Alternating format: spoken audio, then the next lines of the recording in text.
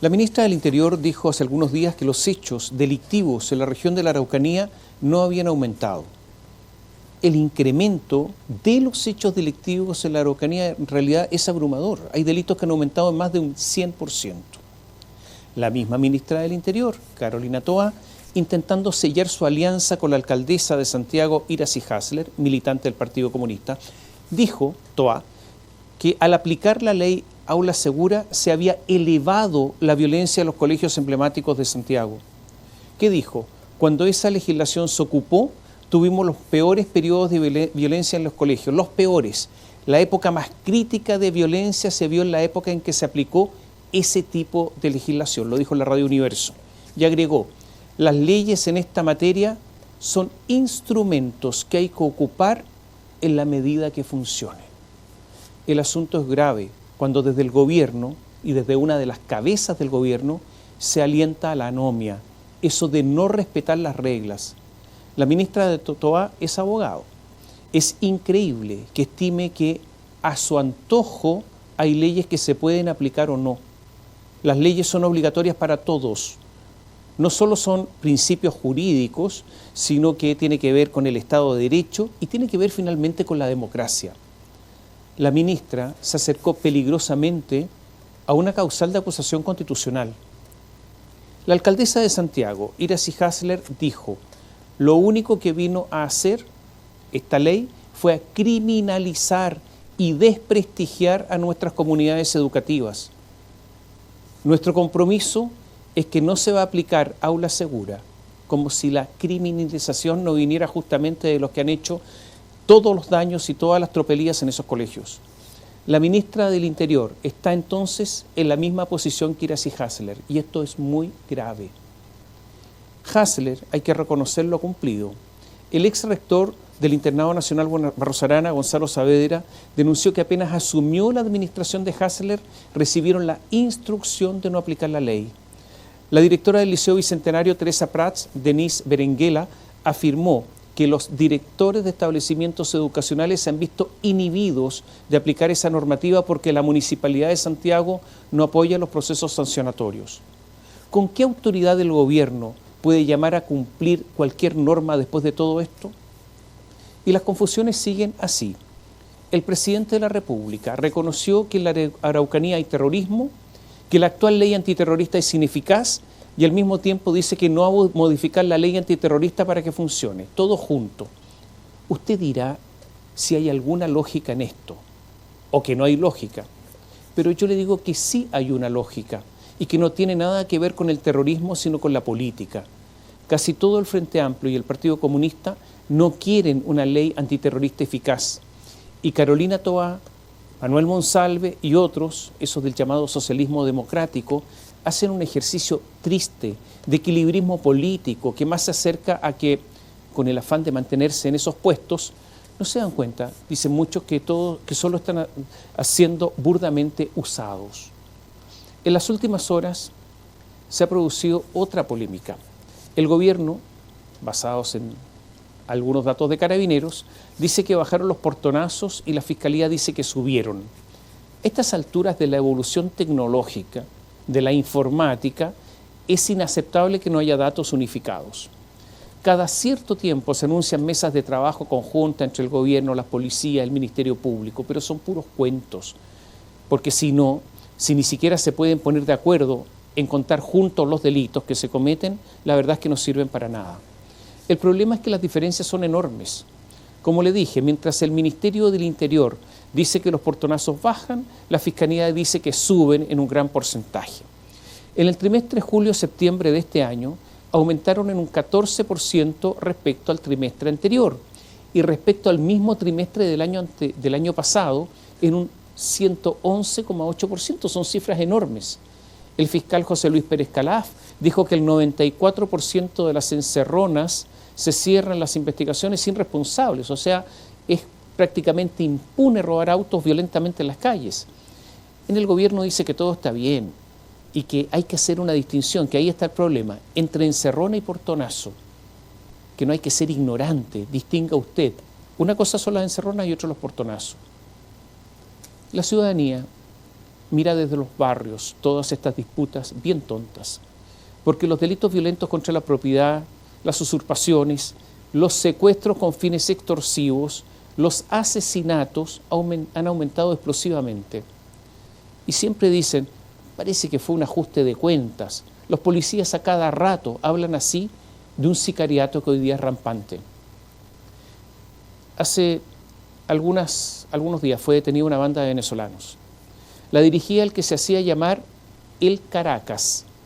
Entre sus delitos está el secuestro y el asesinato.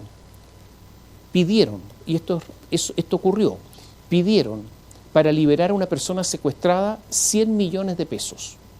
Como no recibieron el pago, grabaron en video su asesinato, le dispararon 2 balazos en la cabeza y ese video se lo mandaron a la familia como escarmiento porque ya estaba muerto y no es que iban a recibir algún pago, simplemente para que sepan que actúan en serio. Una señal para todos. El cuerpo aún no aparece. Las llamadas extorsivas se hacen desde el extranjero, porque estas son organizaciones internacionales que están operando en Chile. Y esto es lo que está ocurriendo. Hay una creciente cantidad de personas, de pequeños comerciantes que están siendo extorsionados porque los amenazan o porque les ofrecen protección. O sea, la mafia se está expandiendo por los barrios. Las ferias, los feriantes lo saben. Las ferias están repletas de prestamistas que se aprovechan de los apuros económicos de pequeños feriantes. Cobran con matones y naturalmente los intereses son totalmente usureros. Pero todo esto a nadie le importa. La gente vive con miedo porque las amenazas están por todos lados. Recibimos en Radio Bio Bio muchos mensajes con denuncias de que están recibiendo llamados extorsivos. Y por otro lado está el Estado ineficiente, con tantos funcionarios insensibles, apoltronados, que hagan o lo hagan bien o lo hagan mal, da lo mismo, porque jamás podrán ser despedidos y porque siempre tendrán los bonos por metas alcanzadas y sus calificaciones siempre serán de excepción. El Estado cuyos funcionarios, pase lo que pase en el país, siempre tendrán un reajuste anual superior al IPC. El incentivo para trabajar poco es enorme y es el Estado el que debe enfrentar todo esto. Leo textual un mensaje que llegó a Radio Bio Bio. Dice así: durante 8 años tuvimos con mi marido un bolichito en San Sebastián, Cartagena. Durante el estallido, por el hecho de que seguimos trabajando, nos amenazaban y nos entraron a robar. Esa fue la primera vez. Luego, la primera noche de toque de queda, nuevamente nos robaron. Y así siguió sucediendo. En una semana nos entraron a robar un lunes, un miércoles y un sábado. Finalmente vendimos nuestro negocio que nos costó muchísimo. Y también vendimos nuestra casa. Compramos un terreno al interior de Cartagena, en el campo, en una zona tranquila y muy bella. Primero, permiso de construcción con arquitecto, planos de la construcción, planos de la energía eléctrica, proyecto de agua potable rural y alcantarillado rural. Hicimos todo. Ingresamos el papeleo en la municipalidad y en la Seremi de Salud. Meses, meses y meses de espera. Nos preocupamos de todos los detalles. Una construcción nueva que es nuestra casa y nuestro negocio. Casi 2 años y seguimos esperando. Ahora la visita del Seremi de Salud. Cuando uno quiere hacer las cosas bien, es así. Burocracia, burocracia y burocracia. Pagos, pagos y más pagos. Y a los informales y a muchos extranjeros no les pasa absolutamente nada. Si yo abriera mi negocio ahora ya, me lloverían los partes. Estamos cansados que nuestra propia ley de presupuesto ya casi está en cero peso. En la Cámara de Diputados, la oposición rechazó la glosa sobre seguridad pública. Alega la oposición que los 65.000 millones de pesos asignados a seguridad pública no se sabe, porque no se indica cómo se van a gastar, que quedan a la discreción del subsecretario Manuel Monsalve. Con ironía, hablan de la abultada billetera del doctor Monsalve, aludiendo a su condición de médico, y criticando que no se incorporen al presupuesto de aduanas, del Servicio de Impuestos Internos, de Carabineros, de la Policía de Investigaciones, etc. El gobierno dice que es para el financiamiento del Plan Nacional contra el Crimen Organizado, pero hasta el momento no hay plan, no se conoce por lo menos, ni hay algún proyecto que respalde ese plan, proyecto de ley. Estamos sufriendo las consecuencias también del pasado, del fracasado o del fracaso del gobierno de Sebastián Piñera, también en materia de seguridad, y de una oposición en ese tiempo implacable. Pongo ejemplo, Ley de Presupuesto 2020, Giorgio Jackson y Miguel Crispi, exdiputado, hoy asesor presidencial, votaron contra el presupuesto de la Agencia Nacional de Inteligencia, la ANI, y votaron en contra del presupuesto de Carabineros. Cuando se trató de la compra de elementos de protección de Carabineros, Jackson, Camila Vallejo y varios más pidieron reducir el presupuesto para protección de Carabineros a 1.000 pesos en todo el año, 1.000 pesos. En el presupuesto 2021, el actual jefe de la seguridad, Manuel Monsalve, más Jackson, Crispi, Andrea Parra, que es delegada presidencial, o sea, encargada de la seguridad de Mayeco, una zona caliente del conflicto mapuche, votaron en contra de la compra de elementos de seguridad de Carabineros. Sí, también Manuel Monsalve. Entre ellos, por ejemplo, chalecos antibalas. Y también Monsalve, Jackson y Crispi aprobaron reducir el presupuesto para la compra de vehículos para Carabineros. Y también Jackson solicitó que Carabineros de Chile no pudiera adquirir vehículos lanzaguas ni vehículos tácticos de reacción, que son los zorrillos o los lanzagases. Y respecto al presidente Gabriel Boric, cuando era diputado, en la ley de presupuesto para el año 2021, votaciones en sala, el primer trámite, de las 116 votaciones que se realizaron durante el proyecto de ley en la Cámara de Diputados en sala, no asistió a votar en ninguna oportunidad, nunca. Por lo tanto, no sabemos si Gabriel Boric, diputado en ese tiempo, que pensaba en alguna materia de la ley de presupuesto. Y vamos al año siguiente. Para la ley de presupuesto de este año, 2022, la que hoy está rigiendo, Gabriel Boric no asistió a votar ninguno de los 2 días en que duró la votación. Por lo tanto, esto es anomia, la falta de respeto a las normas, porque ellos no querían presupuesto, como se lo acabo de indicar, y el presidente Gabriel Boric, en ese tiempo diputado, le importó nada la ley de presupuesto. Mientras tanto, se elige al fiscal nacional. El presidente dijo en Bangkok que el plazo constitucional para él, para proponer un nombre al Senado, era de 8 días, y se equivocó el presidente, porque le quedaban solo 4. Tiene plazo solamente hasta el lunes. En medio de tiras y aflojas, en medio de harto lobby, en medio de un pingüino en acción, que está además con varios pingos, de ministro de la Corte Suprema, los que hay que mirar, que miramos, más que con lupa, con microscopio, las herederas de Abbott, ya huérfanas, diciendo que nada tienen que ver con él, hay mucho barro y una buena dosis de estulticia. Y es el fiscal nacional el que debe combatir la delincuencia, entre otros. Mientras tanto, la ciudadanía observa y tiene temor. Esta semana, el presidente desde Bangkok se abrió la posibilidad de aumentar las tarifas del Transantiago. Hoy lo llaman red. Hace 3 años que no se aumentan las tarifas. Solo en Santiago, porque en las regiones no solo suben las tarifas, sino que además no hay casi evasión, porque el chofer cobra. Inmediatamente salieron a apaciguar al presidente de su propio sector, entre ellos Diego Ibáñez, el presidente del partido del presidente. Porque más allá de lo obvio, que hay que reajustar, a menos que se pida que a los demás chilenos que paguen, no quieren tener dificultades políticas.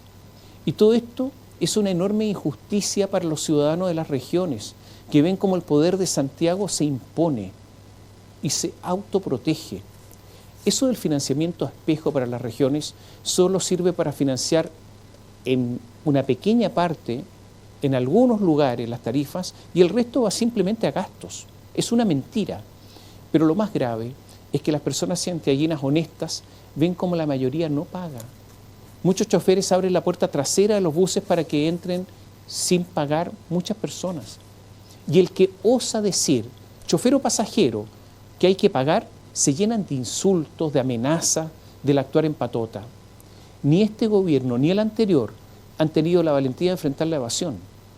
En capitales europeas donde hay muchos inmigrantes ilegales, las sanciones por no pagar el transporte son enormes. Y la gente se siente impotente frente, una vez más, al incumplimiento de las normas. Y los honestos, los que cumplen, tienen que soportar las miradas burlonas, las medias palabras irónicas de los que no pagan. El anuncio del presidente entonces de que en una de esas se reajustan las tarifas es solo un reajuste para los honestos, para los que progresivamente son considerados tontos, porque los otros no pagan, da lo mismo. Y la gente de las regiones, de acuerdo a esto, son todos tontos, porque todos pagan. Y algo parecido ocurre con el mensaje que les leí hace poco a los comerciantes que pagan arriendo, algunas contribuciones, patente comercial, impuestos. Son unos tontos cuando compiten con el comercio ambulante instalado al frente de sus puertas que no pagan nada. Hablo de tontos, obviamente, entre comillas. No solo eso, a ellos, los comerciantes, les pagan la salud con sus impuestos, les pagan la educación de sus hijos y hasta sus pensiones. Hoy las empresas chilenas están con uno de los impuestos más altos en el mundo y la recaudación fiscal desde las empresas más que duplica el promedio de las de la OCDE. El incentivo para la anomia, o sea, para no cumplir las normas, ya no viene solo de la ministra Tobá, sino que también de Mario Marcel y compañía. En materia política, todos sabemos que quienes gobiernan después de la derrota en el plebiscito no han renunciado para nada a sus convicciones ni al plan, ese de rebarajar el poder y terminar con el llamado neoliberalismo. A lo más, ir pausado para que el pueblo, porque todo esto se hace solo por él y para él, vaya entendiendo todo lo bueno que para él, el pueblo, esto significa. Como no entienden bien, hay que ser pedagógico. Uno de los ideólogos más escuchados en el gobierno es Álvaro García Linera. Sus libros son los que acompañan la cabecera presidencial. Estuvo en Santiago y dijo, a propósito de la derrota del gobierno en el plebiscito, que el error fue haber enfrentado el plebiscito con, y lo dijo así, entre comillas, con buenos modales. Dijo, las falsedades mediáticas hay que enfrentarlas de otra manera, no con buenos modales. García Linera quería, para triunfar entonces, esos modales extraños. García Linera fue clarito, dijo, no puedes defender legalistamente, o sea, con la ley, un texto que es político. La ley no alcanza. Duro. Y fue más claro incluso. Una constitución significa una correlación de fuerzas. Y si esa constitución se aprobaba, aún en los momentos en que haya repliegue social, o sea, haya derrotas electorales, esa correlación de fuerzas era un pivote a la Constitución que tenía que reproducirse en cada estructura normativa posterior, en cada ley, en cada decreto. Te permite, dijo García Linera, que cuando la sociedad se repliegue, tiene un molde de una jerarquía que se conquistó en el momento de mayor ascenso social. Si logras una constitución cuando la sociedad está en estado de ebullición, en estado ígneo, o sea, estallido social, ¿no? El molde que has armado va a estar más favorable en los momentos desfavorables. O sea, todo esto es textual, ¿eh? García Linera explicó en detalle que la nueva constitución, más que establecer derechos, establecía un régimen que ya no importaba, en que ya no importa qué sector gobernara, porque para unos les sería posible aplicar sus políticas y para otros no.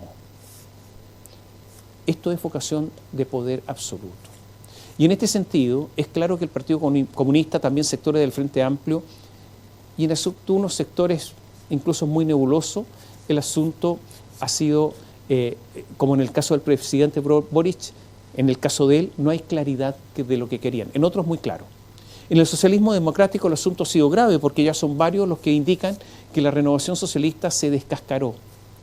Tiene que ver esto con la anomia, porque la anomia no solo es el no pago del transporte, el no respetar las reglas del tránsito, ser indiferente ante el comercio ambulante o la inmigración clandestina. Hay también una anomia que respecto a la democracia. García Linera está ahí y muchos del Frente Amplio y del Partido Comunista también y del socialismo democrático. Otros están permanentemente o convenientemente callados. El camino constitucional que se sigue es una forma del Frente Amplio, del Partido Comunista y de sectores del Partido Socialista y el PPD de salvar lo que se pueda después de la derrota. Por eso, en las últimas horas, ahora, propusieron que el Congreso nombre a 32 expertos que redactarán un anteproyecto constitucional.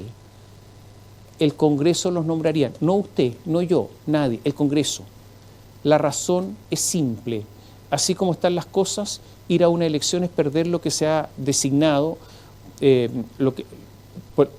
perder, por lo que designado por el Senado, a expertos designándolo, tienen más posibilidades de influir. Ya no son tan demócratas como decían. Y así, ya no son entonces algunos bordes constitucionales, sino que se va a redactar una constitución completa por parte de expertos. Y fíjense usted, se estirpó del vocabulario frente amplista y del vocabulario comunista la palabra cocina, porque ahora esa es la mejor manera de saltarse la voluntad popular cuando los vientos no están a favor. Todo vale para caminar, aunque sea a paso lento, hacia el ideal de García Linera. Algunos dicen que eso se llama ir corriendo el cerco. La democracia y la libertad de expresión están íntimamente ligadas. En la defensa de las libertades son fundamentales los medios. Y me voy a permitir, en forma excepcional, porque no acostumbramos a hablar de nosotros, hablar de dos hechos que nos involucran. El día 27 de septiembre pasado, en el Juzgado de Garantía de San Pedro, en el Gran Concepción, se formalizó a ejecutivos de una empresa que se llama Innovaciones Forestales como responsables de montar una maquinaria para defraudar por más de 5.000 millones de pesos, no solo a su empresa, sino que también a Factoring y al Servicio de Impuestos Internos. Y sin que las defensas lo pidieran, el juez Juan Esteban Muñoz prohibió la difusión de la identidad de estos sinvergüenzas, de estos imputados. El periodista de Radio Bio Bio, Fabián Polanco, reclamó, ¿y sabe lo que hizo el juez? Le cortó el micrófono. Esta gente usaba testaferros y pagaban millonarias sumas en dinero efectivo para concretar delitos tributarios. Andaban con unas cajas con plata. Hoy incluso, se sospecha de una fachada para ocultar el robo de madera en la provincia de Arauco. Tenían una cadena comercializadora de madera, entre otras cosas. Fueron formalizados por estafa, por apropiación indebida, por fraude. Y ahora les vamos a dar los nombres. Eduardo Ugarte Roncier y Renato Pinto Delgado.